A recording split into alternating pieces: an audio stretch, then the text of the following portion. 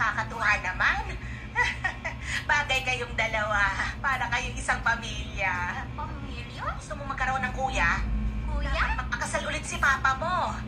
Para magkaroon ka ng nanay. At magkaroon ka ng kuya. Hindi ko kailangan ng bagong nanay. Kuya lang gusto ko. Basta hindi ko kailangan ng nanay. Ano, kinder ka na ba? Ka na ba? 100 years old na ako. Talaga? 100 ka na?